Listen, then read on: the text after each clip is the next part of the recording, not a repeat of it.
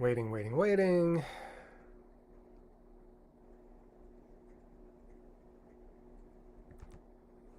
Okay, I think we're live. Awesome.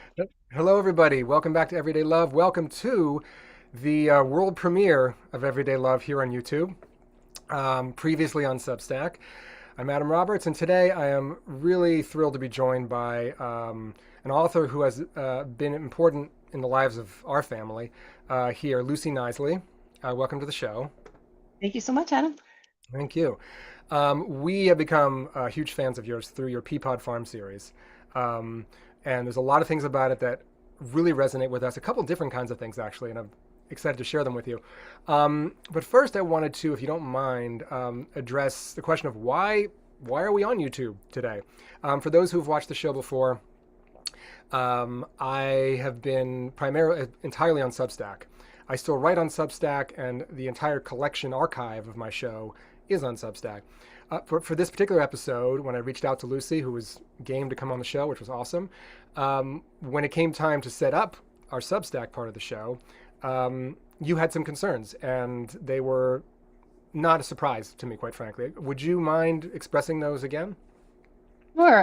We're all living in the same reality right now. Unfortunately, a lot of the programs and systems that we're interacting with right now have become really infected by a lot of hate, including, unfortunately, Substack, which has been an amazing resource for artists and content creators and people who are trying to share their work, but it has also become notorious for platforming hate speech, Nazi platforms, that sort of thing. And unfortunately, in order to engage with it, you have to make a profile there. And that's sort of where I've been trying to draw the line. We all sort of have to pick our battles. And I was really, really grateful that you were able to kind of pivot and work away from that particular platform for me. Thank you very much. You're welcome, and thank you for sort of being the jump start that I needed to try this. I have frustrations with Substack that are more logistical based, but the platforming there lacks content moderation, which is unfortunate because they do have content policies. They just they're not really enforcing them. They think they are. I think is what it is. But anyway, um, there are logistical hoops, as you just mentioned, to getting on the platform. If you want to watch the show, forget be a guest. And my wife has been the chief sort of voice in my ear, being like, it's hard to watch what you want, what you're doing. Whereas YouTube, if you click a link, you're there. If you have an Yeah, account or not, it doesn't you're really matter. accessible. It's good. So, um, Lucy, you might be frozen. I'm just, Oh, I assume you'll be back in a minute. okay. Oh, there you are. Okay. Um, but anyway, there are logistical hoops that have always been a pain in the butt. But when I first started Substack, a friend of mine said, "Congratulations, I'm never going to read your stuff. Not because I don't like you, but because I will not go on a platform that enables Nazis and hate speech." And during COVID, they were notorious for misinformation. There were a number of people on there who were basically platforming anti-COVID vaccine, anti-COVID existing at all. Mm. And so it was really problematic in that way too. So anyway, I'm trying to make my peace with that part of it, and I'm not sure what I'm going to do. But you were the kick in the butt that allowed us to sort of show up today on YouTube and try something new and exciting. So thank you for that. Great. All right, Um, good. but let's get to the more fun stuff.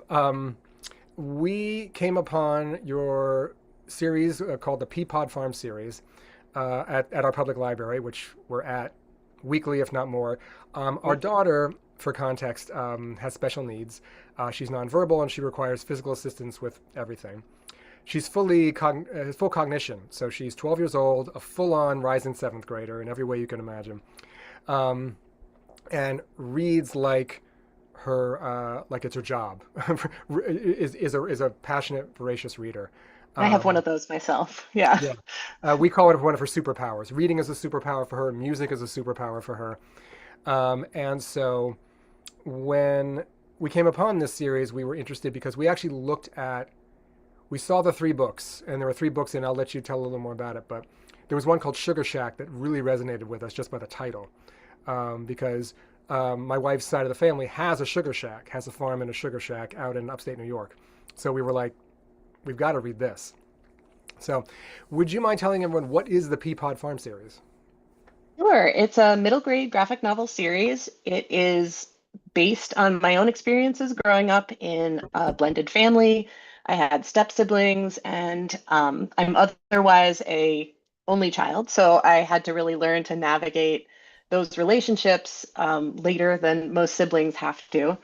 So I wanted to tell this story. I didn't see a lot of stories about divorce and kids dealing with divorce, and I wanted that out in the world.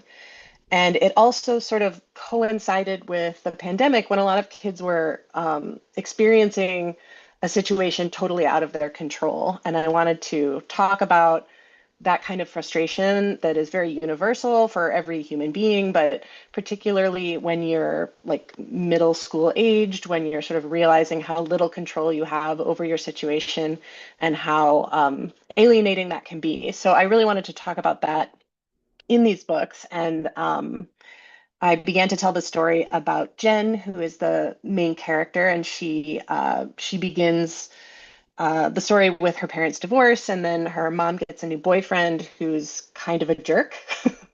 But he has two daughters, and she has to navigate this new kind of quasi sibling relationship. And the daughters are very different from Jen, and they have to kind of navigate these differences that they have. And this all takes place on a farm, which is also a new experience for all three of the kids. They have to go from like a very urban setting to a very rural setting and learn how to take care of chickens and that sort of thing. Yeah, there's chickens. There's a sugar shack, as I talked about, which we can get to with the third book. It's a multi religious family as well, Yes. and that is something that we really connected with in a big way.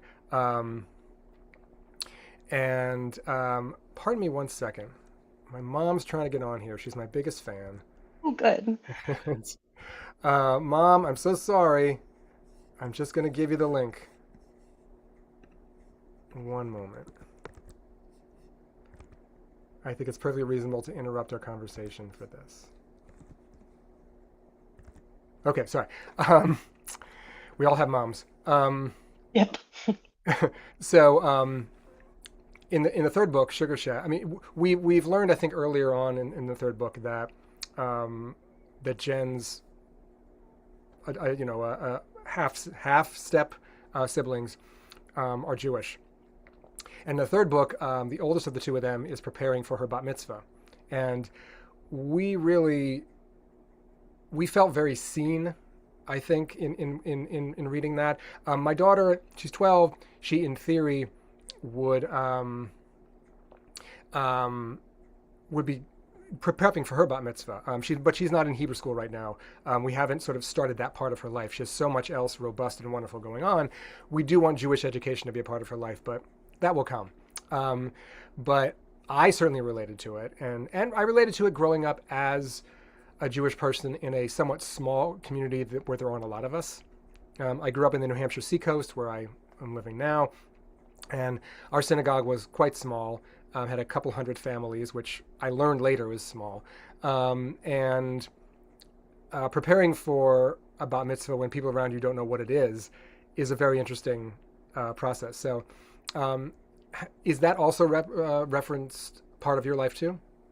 Yes, definitely. I grew up in New York, and then as an adult, I live in the Chicagoland area. So I was pretty old when I realized that not half of the population is Jewish. Like I just sort of thought that was standard, and this all kind of came about. I really wanted to talk about this sort of cultural sharing because the neighborhood we moved into, we live in Evanston, Illinois, and we have a very wonderful, vibrant, diverse community of religions and cultures and races, and it's wonderful. And of the block that we live in, that we kind of came together during the pandemic, we were minority goyim. We were the rest of the block practiced Judaism, and so the kids, as they were coming up, we started getting to go to all of their bat mitzvahs and getting to participate in these really interesting ways that I was really grateful to be included in that way, and it was very reflective of when I was growing up and I got to attend my friends' mitzvahs, and that was really part of what I experienced growing up. And I realized that this was not the norm to be able to share in other people's faith like this. And so I really value my neighbors for doing this, for including us in these celebrations. And I wanted to kind of talk about how lovely that can be to share this part of yourself with someone who maybe doesn't practice the same faith. And this was all kind of coming together at the same time when there was like a lot of rising anti-Semitism going on. And in fact, one of our very close friends and neighbors were present at the Highland Park Fourth of July parade, during which there was an anti-Semitic based shooting, which was very traumatic for the kids that were involved. It absolutely shattered these kids for a long time. And these were the kids that were my proofreaders. You know, I was making comics for younger readers in my neighborhood. Girls were these kids that would read them and give me their advice and sort of talk about what they were interested in seeing in comics. And it was so heartbreaking to see these kids so scared. And I wanted to talk about how nice it is to learn about other people's faith and to be able to embrace it, not necessarily celebrating it yourself, but that was really intrinsically baked into the story is celebrating the difference and learning to get along with one another. So it seemed like a logical part to include in the third book. Yeah, yeah. Um, there's a moment in, forgive me, the sister's name is having the bat mitzvah. Andy. Andy. In Andy's bat mitzvah speech, which, by the way, the bar bat mitzvah speech is probably the most traumatic thing that a Jewish child has ever. I mean, assuming they've had a wonderful upbringing without anti-Semitism and the like, is probably the most traumatic thing, both creating it and then delivering it. And I love the fact that we sort of are made to do that. That you have to sort of stand in your community, stand and deliver in your community, and put your stake in the ground as an adult and all this kind of stuff. But there's a moment in the speech that she gives where she refers to her sisters collectively and includes Jen in that. And the way that you sort of cut to Jen reacting to that is quite special. And it always brings sort of a tear to my wife's eye, whenever I tend to read these things aloud for my daughter in the house. Um, was there any kind of moment like that in your life where your adoptive sisters, do you recall a moment where like, oh, we're all actually sisters now? It was usually my doing most Okay. of the time. Okay. Okay. I didn't have sisters; they had kind of each other. And for me, I was always like, "You're my sisters," you know, like Mhm. we're family. And they were like, "Okay, kind of, whatever." But that always was very meaningful to me, having grown up with step parents and step siblings. That this idea of chosen family really got in my head early on and has allowed me later in life to sort of choose, you know, my neighbors and sort of choose them as my family and to choose a chosen community and have a better stake in the people in my community and feel familial bonds there that I think it's really important to to open the doors, to open the scope, and bring everybody you can care about into that scope. Yeah. Yeah. Um, the other big character that you mentioned already is the father-in-law. Not father-in-law, excuse me, stepdad, Stepfather, yeah. stepfather. Um, and I remember when we were reading the first book, I was like, I try not to comment as I'm reading because my daughter can't comment in the same way that other people can. She has a computer, an eye gaze computer that's always sort of near her that she can communicate with, and often she does. But sometimes she's just absorbing and reading and enjoying Or and processing, processing. yeah. And but I just couldn't. I was like, he is a jerk, and I was like, and I would say things like, is he supposed to be this way? I mean, I was waiting for sort of the redemption, kind of like, oh wait, maybe it's just our initial viewing of him, and he does soften at points, but he never really loses his jerk qualities Right. entirely. Um, and it wasn't until we got to the end and we read a little bit of your autobiographical notes at the end, where you said that you had a Walter and you put a picture of Walter in there. That was pretty bold, I thought, to sort of be as critical, or I'm not sure, of him of this character feature in the life. Has there been any? Does he know? Has there been any feedback from him on this characterization? Well, my Walter unfortunately passed away shortly after the first book. Oh, okay. Um, he was a heavy smoker, heavy drinker, and that sort of lifestyle can catch up with you, unfortunately. But uh, interestingly, my relationship with Walter changed significantly when we weren't living under the same roof Mm, anymore. mm, And for many, many kids, they don't have any control over who's living in their house with them, and they have to learn to navigate tricky relationships, especially when an adult is a jerk. And it happens. Like we all deal with jerks all the times. Adults can kind of leave a jerk's presence and go into their own space and sort of be like, wow, that was terrible. And like now I feel better being away from this jerk. But when they live in your house and they're the adult and you're the kid and they have this sort of inbred power structure situation over you, you can't escape it. And I wanted to talk about that. I wanted to make kids dealing with that situation feel seen, that you can be in a relationship that is maybe not abusive, but it still sucks. yeah. Like it's still not pleasant, and you can still feel like really angry and sad about it, and and sort of try and find something good to redeem this situation that you have in your life. And for Jen, it was the stepsisters that she gained with this kind of jerk in her life, and with sort of the solace she finds in her sketchbook and writing and drawing and finding lots of good things to eat on the farm is uh, a real balm to her wounds. Hmm. Hmm. But yeah, it was interesting to write about when my Walter was an adult and we had this adult relationship where he still got under my skin, but I could be like, okay, bye, I'm going back to my place. Like, I've had enough of you. Yeah. And I think that when I tried to include that in the end, I wanted kids to sort of see that, once you're grown, this relationship might change and you might feel differently towards these people. And of course, like my relationship with him also changed after he passed away, where, now he's a lot more sort of romanticized in my head as this kind of like lovable buffoon. But he was a jerk. We had a really complicated relationship and I felt really powerless a lot of the time. And I wanted kids to be able to recognize this sort of unique relationship where an adult is maybe not acting very adult like. Hmm. Yeah. It's really that was very profound.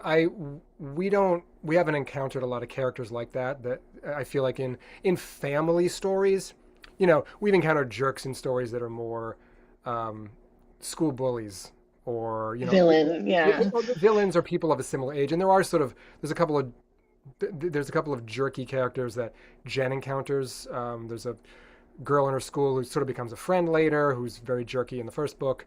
Um, there's a boy um, who helps to manage the rabbits, and he's very jerky about telling the youngest sibling about what actually happens to rabbits, in a rabbit farm.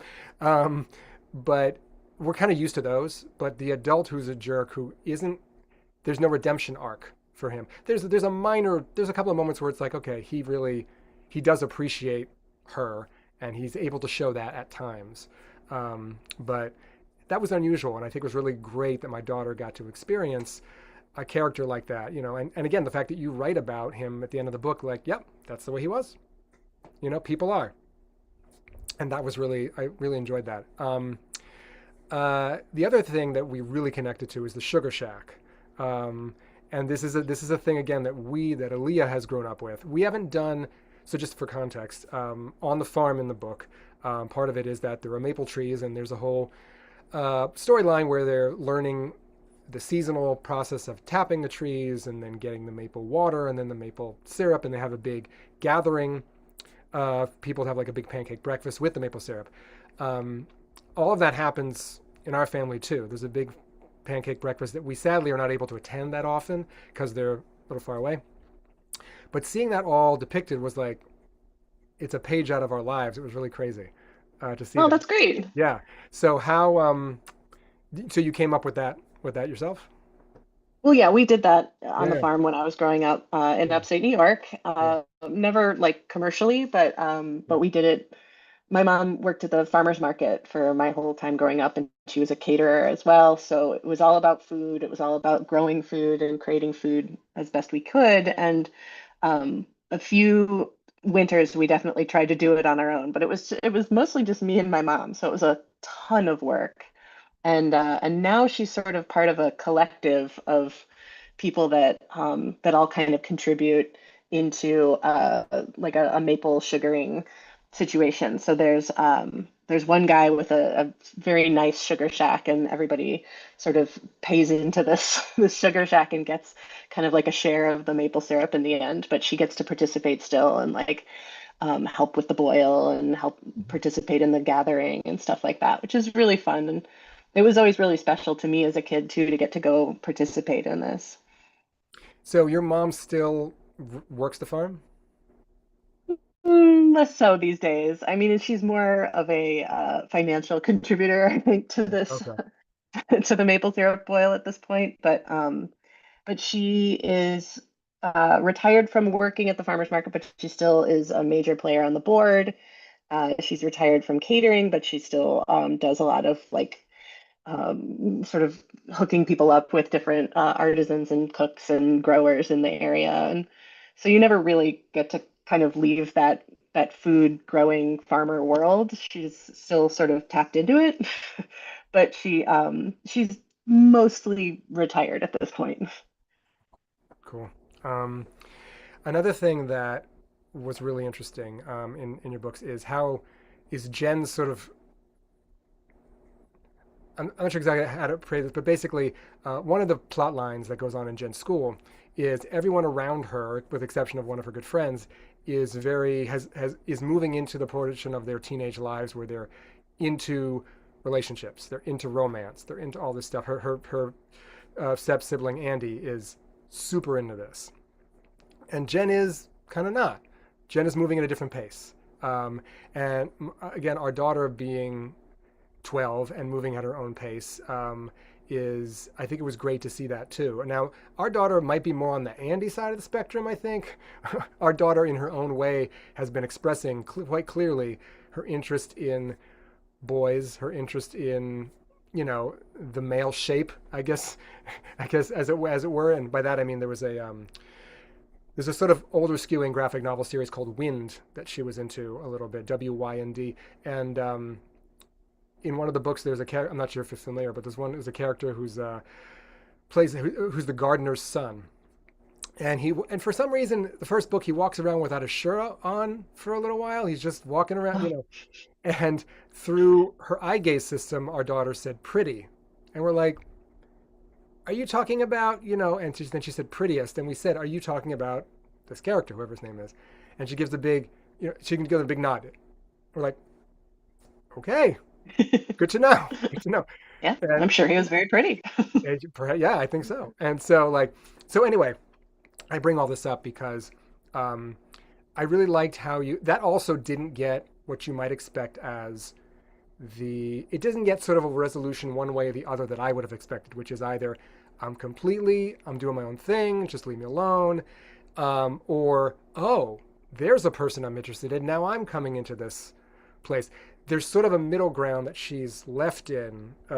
That's how I interpreted it, how we interpreted it, because there's a character that she meets late in the third book, who it's like, is she into this person? Maybe she's noticing. At least you see her noticing this person and their physical attributes and their personality attributes in a way that she sort of hasn't before. And I really liked how you threaded the needle of like, we don't have to commit to anything, but she's on a path. Was did, Yeah, I think every middle schooler is neither fish nor fowl.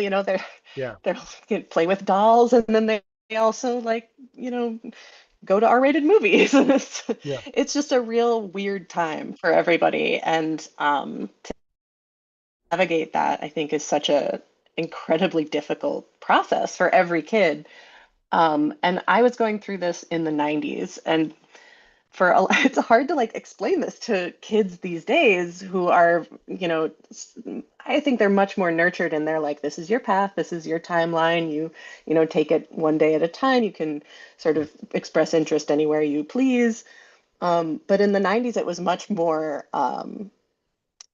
we were all watching the same like sitcoms. We were all watching the same movies. It wasn't this breadth of information, and it was all pretty sexually charged, pretty charged with heterosexual relationships.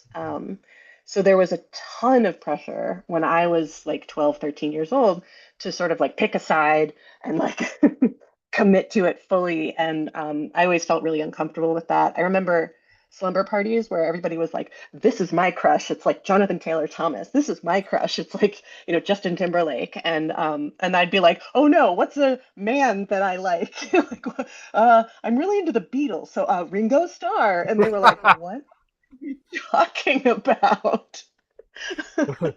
And I wasn't there. So I wanted to kind of play with that too. And, this through line of the whole book series is sort of like trying to see different perspectives and trying to feel connected to somebody, even though you're different, and get used to a situation that you're not comfortable in necessarily. And so that lends itself very well to this period of adolescence where you're sort of trying to figure out like, what do I project here? What do I actually feel here? And Jen sort of doesn't know and she's trying to figure it out. And it seems like everybody else has it figured out around her. But then, sort of by the end of the book, you kind of realize that one of the worst, most kind of pressuring characters, this sort of bully character that Jen deals with, is also coming from this real place of insecurity where she's like, you have to like a boy. And then she sort of doesn't know how to handle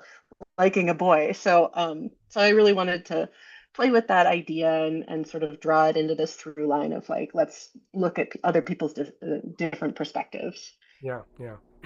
Well, we love the series. We're excited to follow whatever it is you're doing next. And speaking of that, you had something launch last month. Am I correct? Hmm. Something Yep. called Walks.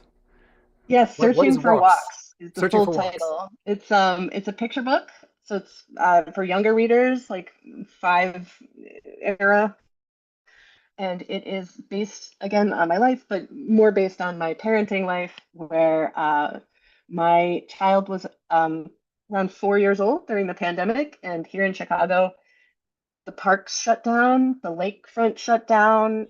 All that was left to us was to take these kind of ponderous walks outside in the city and try to connect with nature as best we could. And my kid got really into collecting rocks. And rocks in the city of Chicago weren't necessarily always rocks. Sometimes they were a bottle cap or like an eraser and things that they found on the city streets. So um, they always took it very seriously, though. It was always very scientific process of like, what is this rock? And like, I'm adding it to my collection. So the book is about a toddler going on a walk and trying to find things for their collection um, and taking it very seriously and being studious about it. And the parent is kind of this peripheral figure. You never see their face really. They just are sort of assisting the collector throughout the book. But it's a really sweet, lovely book, and I think it'll appeal to a lot of small children who are very serious collectors of small items. I don't know what your house looks like. My house is entirely full of tiny items that my child has brought in from the outside world, and that will be very familiar to a parent as well, I think. That's awesome. That's great. Well, thank you for everything you do. We really love your work and appreciate you. I try to end, the idea of the show is people who use creativity to navigate challenging times. That's sort of the overall thing of it. And we talked a lot about that in terms of your work, in terms of the pandemic. How is that for you today? If that idea, using creativity to navigate challenging times. Um, Trying to keep up with a lot of challenges. A lot.